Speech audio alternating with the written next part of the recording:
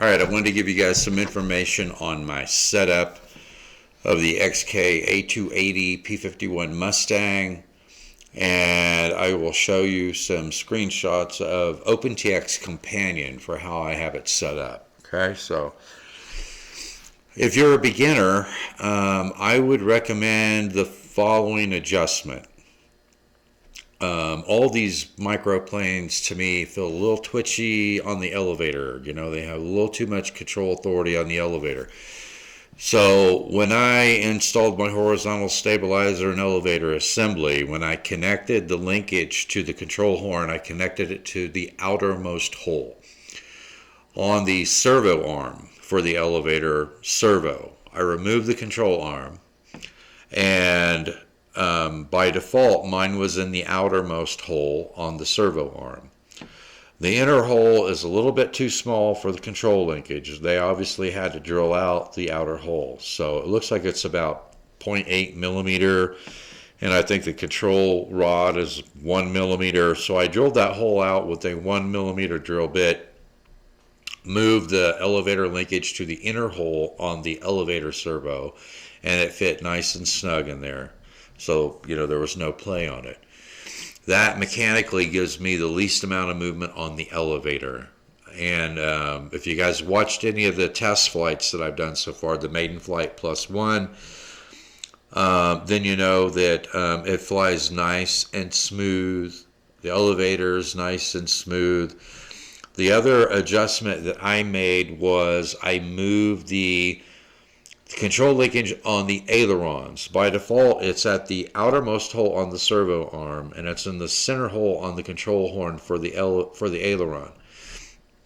Well, I didn't feel like I had enough control authority on the aileron, especially for doing rolls.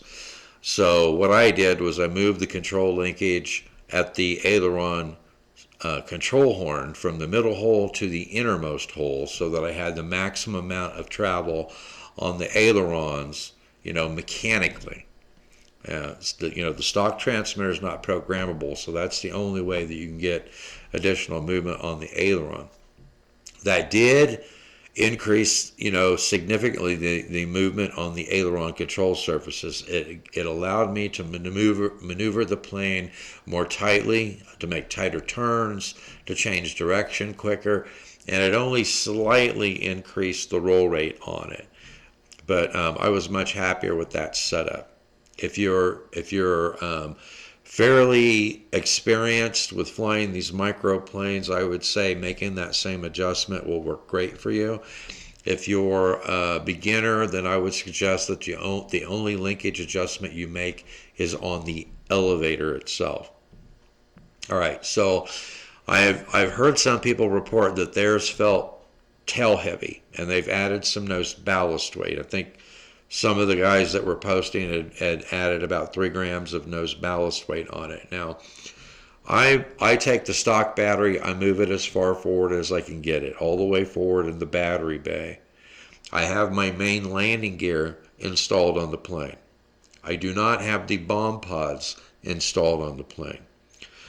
So with the landing gear installed on the plane and the stock battery, which weighs 30 grams, moved all the way forward in the battery bay, that gives me a nice neutral balance. Like I said, if you guys have watched my flights of that plane, that is the CG that I was using. Now, when I checked my CG, I always move the CG out to an area on the wing where it's easy for me to get my fingers underneath it and balance it. And so the place where I check the balance of the plane is directly in front of the aileron servo arms. And when I balance it neutrally with the battery all the way forward, the landing gear installed, it balances perfectly right there on the main wing spar, directly in front of where the aileron servo arms are. That's where I check my balance. So if I use a little heavier battery, I've got to move the battery back ever so slightly to get that same balance. And I like it. I like it there. But I don't know if the guys who were adding ballast weight to the nose, I don't know if they were flying it without the landing gear, because the landing gear, you know, does add a little nose weight to it. The wheels are in front of the CG location. So I don't know if they were flying it without the landing gear, just belly landing it in grass. I don't know if they had the bomb pods installed. So my suggestion would be is try your first flight out with the way that I have mine balanced, without adding any nose ballast weight or tail ballast weight, and see how it feels to you. If you're more comfortable flying a plane that's slightly nose heavy, you're probably going to want to add a little bit of nose weight to it. If you're going to fly it without the main gear and without the bomb pods attached to it, you're going to need to add a little nose ballast weight to it. Okay, so that's the advice that I could give you. Flying it in 6G mode in low rates, it's very docile, it's very easy to control, it's very stable, very predictable. I typically launch it in 6G mode in high rates. After the maiden flight, I have not used low rates again on that plane. I fly it in, I'll launch it and land it in 6G mode, high rates, and as soon as I get it launched, I'll switch into 3D mode. And even on the stock transmitter, 3D mode is really, really smooth. I don't know what XK did with the 3D mode. I really did not care for 3D mode on any of the previous XK planes that I have reviewed. But on this one, they got it right, and it's absolutely perfect. I love 3D mode. On this plane, I've only flown it with the stock transmitter up to this point, and it's very easy to control, and you can operate very smoothly. You can fly it very smoothly in 3D mode in high rates with the stock transmitter. So if you don't have a multi-protocol transmitter, you don't have any worries at all. All right, so the way I fly it, if you watch any of the flights that I performed so far with the stock battery, you get about 7 minutes flight time out of it.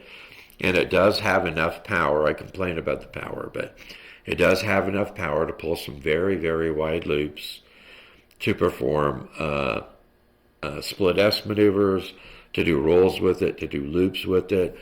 But it's just a fantastic plane. I highly recommend it. If there will be a link to my setup file in the show notes if you want to download that PDF file as reference. I give it about 80% throttle on hand launch, and it takes off nice and sweet. Just give it a very slight upward angle when you release it with just a moderate chuck.